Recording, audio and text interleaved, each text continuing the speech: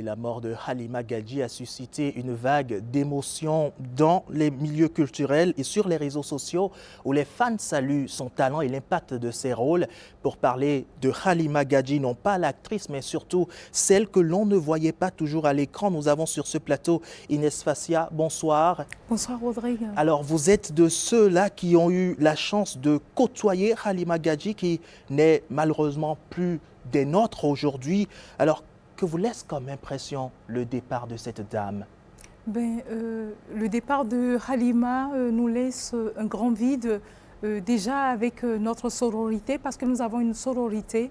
Et à 3h47 du matin, quand Sophia dit dans le groupe « J'ai une très très mauvaise nouvelle », Déborah Moutoun qui dit « Je t'en supplie, ne dis rien ». Et puis après, Dicta qui dit « Pitié, pitié, je ne veux même pas savoir ». Donc vous imaginez, depuis ce matin, le vide immense, la douleur est incontrôlable. Elle nous laisse non seulement un vide immense, mais paradoxalement, moi, elle me laisse un sentiment de gratitude d'avoir rencontré une personne rare. Je crois que jamais je peux la comparer à toutes les personnes de toute ma vie que j'ai rencontrées jusqu'à présent. Halima, elle est unique. Alors vous parlez de Sophia, vous parlez de Déborah, sans doute des consoeurs, je vais dire, avec qui vous avez partagé cinq années d'aventure sur le cœur des femmes. Oui. Mais à l'entendement de Halima Gadji, quel souvenir vous revient, vous? Alors, tout de suite, quand j'entends Halima Gadji, tout de suite j'entends cette voix-là, douce, mielleuse, qui dit « Matatouche, alors Inès, tu m'as ramené quoi du Bénin ?» Et j'entends cette voix-là. Mais je vois au travers d'elle cette femme-là qui sait ses faiblesses, qui connaît ses imperfections, qui les assume et qui est chargée de quelque chose.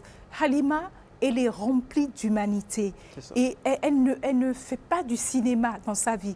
C'est une femme vraie, pleine de bon sens et en même temps pleine d'attention, de tellement de bienveillance, que je trouve tellement cruelle qu'elle soit partie si jeune. Alors, il y a encore beaucoup de flou autour de sa disparition. Est-ce que vous avez déjà eu des échos sur la raison de son départ? C'est-à-dire que je ne suis pas la voix autorisée pour dire exactement ce qui s'est passé. Halima, la semaine dernière, était à Paris. Elle a fait des postes, elle est rentrée et officiellement, elle a eu un malaise. Mais ça fait un moment que Halima ne se sentait pas bien dans sa peau, qu'elle était dégoûtée, que tellement de choses la faisaient souffrir.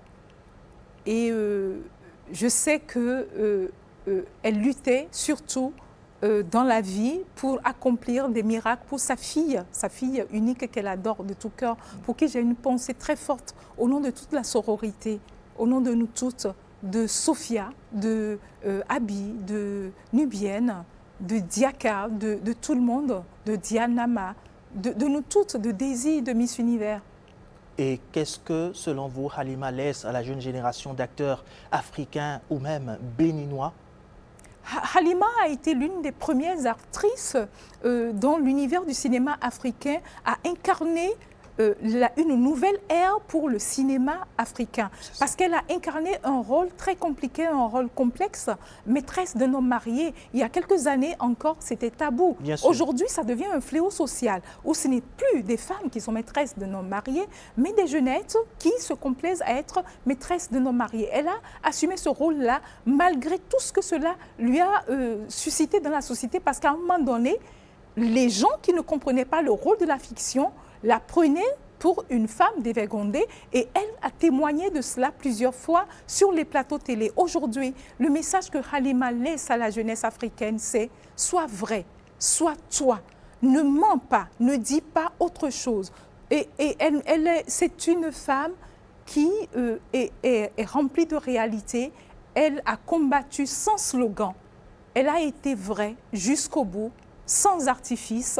Elle n'a pas eu honte de ses limites, de ses imperfections de femme. Et c'est ce que j'invite toute l'humanité, tous les jeunes, que ce soit béninois, sénégalais, ivoiriens, guinéens, partout où nous sommes passés avec elle ensemble à être, soyons vrais, soyons justes, soyons équitables. On sent Paix à son âme. beaucoup d'émotions au travers de ces mots que vous partagez avec nous sur ce plateau. Merci beaucoup d'être passé ici, Inès Fassia, et encore toutes nos condoléances. Merci. Halima Gadji n'était pas seulement un visage de la fiction africaine, elle était une voix et même une trace qui dépasse les écrans.